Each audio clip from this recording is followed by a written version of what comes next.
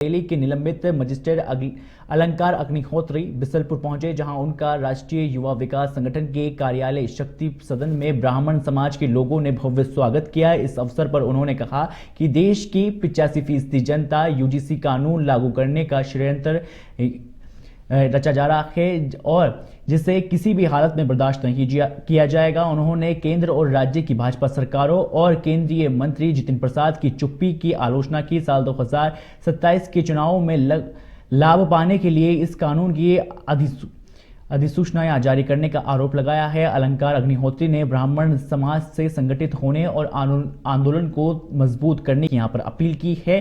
कार्यक्रम में युवा विकास संगठन के राष्ट्रीय अध्यक्ष नितिन पाठक, अखिल भारत हिंदू महासभा के नगर अध्यक्ष सुशील अवस्थी, महामंत्री अविनाश रतन, राजेश दुबे सहित समाज के गणमान्य लोग मौजूद रहे। अलंकार अग्निहोत्री का फूल मालाओं से भव्य स्वागत किया गया।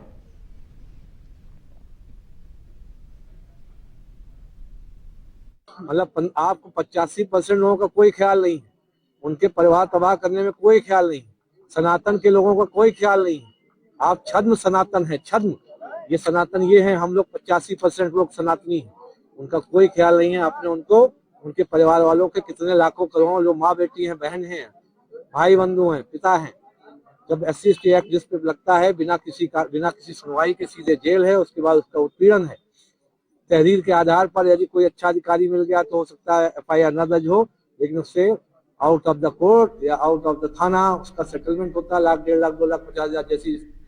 हरदोई पुलिस को बड़ी कामयाबी मिली है, जहां संडीला पुलिस ने चोरी की कई वारदातों में शातिर चोरों के एक गिरोह का पर्दाफाश करते हुए 5 अभियुक्तों को गिरफ्तार किया है। पुलिस को बीती रात मुखबिर से सूचना मिली थी कि काशीराम कॉलोनी में बदमाश चोरी का माल आपस में बांट रहे हैं। सूचना पर पहुंची पुलिस को देखकर बदमाश भागने लगे और फायरिंग करने की कोशिश की, जिस पर पुलिस ने आत्मरक्षा में जवाबी कार्रवाई की और इस दौरान लल्लू उर्फ लल्लन नामक बदमाश के पैर में गोली लगने से वे घायल हो गया, जिसे अस्पताल भेजा गया और इनके कब्जे से करीब 5,45,000 रुपए नगद और चोरी के आभूषण, एक अवैध तमंचा, जिंदा कारतूस व खोखा भी यहां पर बरामद किया है। तो वहीं पूछताछ में आरोपियों ने दिन में रेकी और रात में चोरी करना स्वीकारा है। पुलिस के मुताबिक इन सभी पर पहले चोरी, आर्म्स एक्ट और गैंगस्टर एक्ट के तहत कई मुकदमे दर्ज हैं।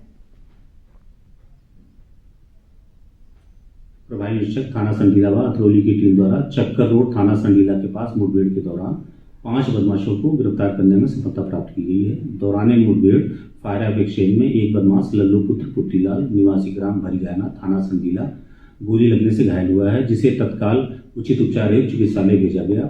मुठभेड़ के दौरान घायल उपरीक्षक कमलेश पाठक थाना संडीला को भी उपचार हेतु भेजा गया है। खबर मथुरा से है, जहां रिफाइनरी क्षेत्र में जयपुर हाईवे के पास टहलने निकले एक युवक को बाइक सवार बदमाशों ने गोली मार दी। गोली युवक के हाथ में लगी, जिससे वह गंभीर रूप से घायल हो गया। घायल की पहचान गांव बाद निवासी मनोज सिंह के रूप में हुई है। घटना के बाद आरोपी मौके से फरार हो गए, जिससे इलाके में हड़कंप मच गया। सूचना पर पहुंची पुलिस ने घायल युवक को अस्पताल में भर्ती करवाया। पीड़ित ने बताया कि गांव के ही एक व्यक्ति से उसका पुराना विवाद चल रहा है और इसी रंजिश के चलते उस पर हमला किया गया। पुलिस मामले की जांच कर रही है।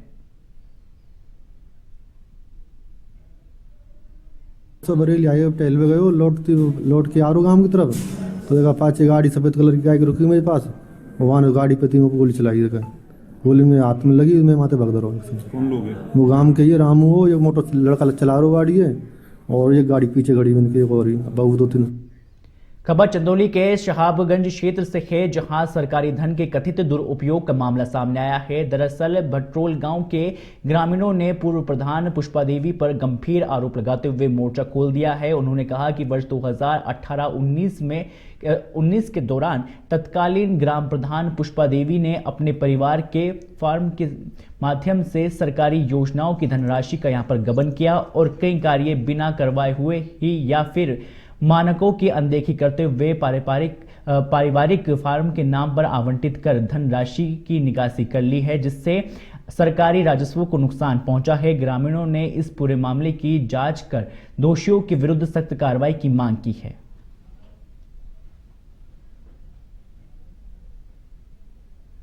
भोजपुर जो प्रधान है वो भ्रष्टाचार किए हैं, और जो है कि गमन किए हैं। आप लोगों ने इसकी शिकायत की थी? हम लोग ने शिकायत किए हैं, डीएम के यहाँ जा करके दरखास्त दिए हैं। क्या चाहते हैं आप? हम लोग चाहते हैं कि उनका जो है कि जांच हो जाए। प्रदर्शन कर रहे हैं जो है पूर्व प्रधान जो पहले पुष्पा देवी थी, तो वो जो है बहुत भ्रष्टाचार की हैं, इसलिए हम चाहते हैं कि उनका जो है जांच किया जाए। अब वर्तमान के प्रधान पर आरोप लगा रहे हैं, जो है माहौल को गड़बड़ा रहे हैं यहाँ के, इसलिए। खबर सिद्धार्थनगर से है, जहां चिलिखिया ग्राम क्षेत्र के ग्राम अलीदापुर में ग्राम प्रधान पंकज चौबे और बीएलओ आमने सामने हो गए। एसआईआर सर्वे के दौरान बीएलओ के पिता ने आरोप लगाया कि ग्राम प्रधान और उनके सहयोगियों ने उनके पुत्र को गलत नाम दर्ज कराने के दबाव में मारा पीटा, साथ ही शराब और नशीली दवाइयां भी जेब में डाल दी, जिसके बाद उन्हें मुकदमा यहां दर्ज करवाया। और इस मामले में ग्राम प्रधान पंकज चौबे ने आरोपों को यहां पर निराधार बताया है और जिला अधिकारी कार्यालय जाकर बीएलओ के खिलाफ यहां पर शिकायत दी और निष्पक्ष जांच की मांग की है। उन्होंने कहा कि बीएलओ ने सर्वे में लापरवाही की और नशे में होने के कारण ग्रामीणों की शिकायत को यहां पर टाल दिया, जिससे विवाद बढ़ गया। प्रधान ने अधिकारियों पर भरोसा जताया है कि जांच के बाद उच्च कार्रवाई होगी।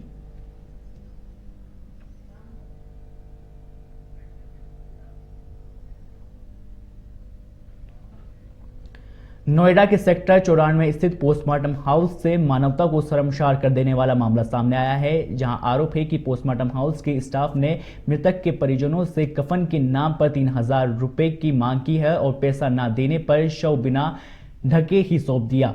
पीड़ित परिवार का कहना है कि स्टाफ ने शव को हाथ लगाने से भी यहां पर इनकार कर दिया, जिसके बाद परिजनों को शमशान घाट से चादर खरीद कर शव ढकना पड़ा और घटना का वीडियो अब सोशल मीडिया पर वायरल होने लगा है। स्वास्थ्य विभाग पर भी सवाल उठने लगे हैं और मामले को लेकर सीएमओ नरेंद्र कुमार ने जांच के आदेश देते हुए पोस्टमार्टम हाउस के नोडल अधिकारी से रिपोर्ट की तलब की है और दोषियों पर कार्रवाई का भरोसा दिया है। हालांकि इंडिया अहेड इस वायरल वीडियो की पुष्टि नहीं करता।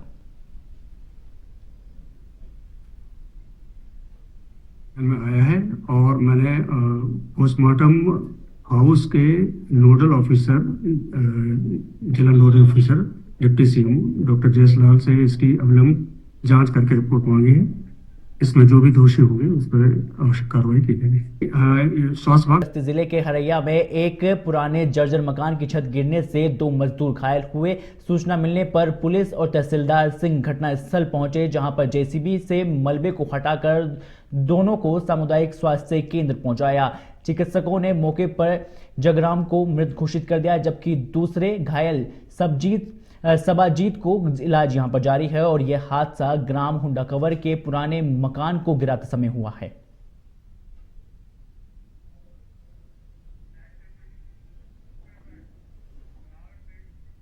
खबर रायबरेली से है, जहां डलमाऊ कोतवाली क्षेत्र के कुटिया चौराहे के पास तेज रफ्तार डंपर ने स्कूटी सवार युवक को जोरदार टक्कर मार दी। हादसे में स्कूटी सवार युवक की मौके पर ही मौत हो गई। मृतक की पहचान अनुज कुमार निवासी बेला टेकई थाना के भादू खेर के रूप में यहां पर हुई है। सूचना मिलने पर पुलिस मौके पर पहुंची और शव को कब्जे में लेकर पोस्टमार्टम के लिए भेज दिया गया है। घटना के बाद इलाके में हड़कंप मच गया है।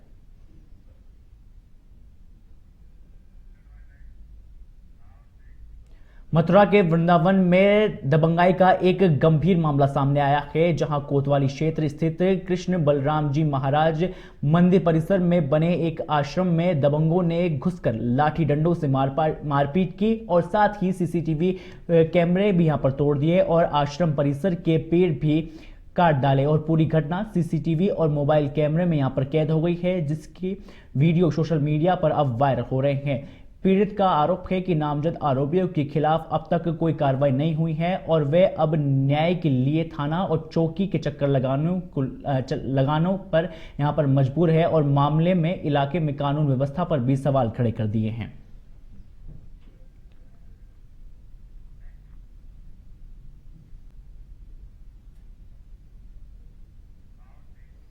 बुलंदशहर के जोखाबाद में पुलिस ने नकली दवाइयों की पैकेजिंग में इस्तेमाल होने वाली मशीन यहां पर बरामद की है। इस मामले में लापरवाही बरतने वाले एसएसपी दिनेश कुमार सिंह ने चौकी इंचार्ज समेत पूरे औद्योगिक क्षेत्र चौकी टीम को ही लाइन हाजिर कर दिया है। जानकारी के अनुसार दिल्ली पुलिस ने रिमांड के दौरान एक आरोपी की निशानदेही पर औद्योगिक क्षेत्र जोखाबाद पहुंचकर ये पैकेजिंग मशीन बरामद की। दरअसल दिल्ली पुलिस ने 29 जनवरी को बुलंदशहर निवासी आरोपी राजीव शर्मा को गिरफ्तार किया था। आरोपी को रिमांड पर लेने के बाद दिल्ली पुलिस मशीन की बरामदगी के लिए जोखाबाद पहुंचे और इस संयुक्त कार्रवाई में दिल्ली पुलिस, ड्रग इंस्पेक्टर और स्थानीय औद्योगिक क्षेत्र पुलिस टीम शामिल थी।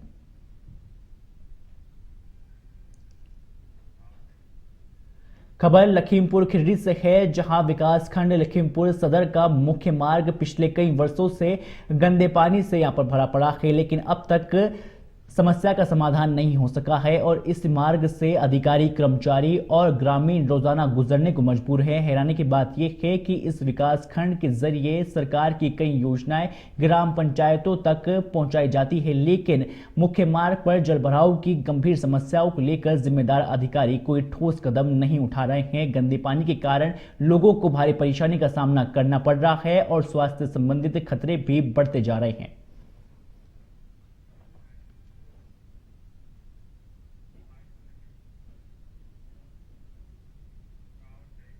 रायबरेली में सुपरमार्केट के ध्वस्तीकरण के नोटिस को लेकर व्यापारियों में गुस्सा फूट पड़ा, जहां नगरपालिका परिषद ने पीडब्ल्यूडी की रिपोर्ट के आधार पर सन 1976 में बने बहादुर मार्केट की दुकानों को खाली कराने का आदेश दिया। सुपरमार्केट में स्टेट बैंक, विजया बैंक जैसी बड़ी संस्थानों के साथ साथ लगभग 100 से अधिक दुकानदार है। व्यापारियों ने अपनी दुकानें बंद कर विरोध जताया और जिला अधिकारी को ज्ञापन सौंपा। उन्होंने नगरपालिका अधिकारियों पर गंभीर आरोप लगाते हुए कहा है कि मार्केट की बिल्डिंग गिराने योग्य नहीं है, बल्कि मरम्मत के जरिए इसे ठीक किया जा सकता है। जब नासूर होता है उस घोड़े पर चीरा लगाना। मंडल और सभी संगठन, जितने भी हमारे रायबरेली में संगठन है व्यापारियों के, सब एकजुट होकर गुरतेग बहादुर मार्केट, सुपर मार्केट की जो समस्या है उसके लिए हम लोग आज सीएम साहब को एक ज्ञापन देने जा रहे हैं।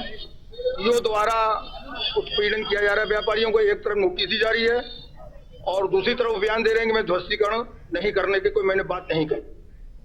हमीरपुर में जिलाधिकारी के निर्देश पर अवैध खनन और परिवहन के खिलाफ सख्त कार्रवाई की गई। राजस्व विभाग और पुलिस की संयुक्त टीम ने क्षेत्र में भ्रमण के दौरान बड़ी कार्रवाई करते हुए बिना रॉयल्टी प्रापत्र और ओवरलोड मोरांग से लदे कुल 5 ट्रकों को यहां पर पकड़ा है और इस दौरान एसडीएम बलराम गुप्ता ने 2 ट्रक और नायब तहसीलदार ने 3 ट्रकों को अवैध परिवहन करते हुए पकड़ा। पकड़े गए ट्रकों में 2 को थाना जीरिया और 3 ट्रकों को थाना चिकासी को यहां पर अग्रिम कार्रवाई के लिए सुपुर्द कर दिया है और इस कार्रवाई से अवैध खनन में लिप्त लोगों में हड़कंप मच गया है।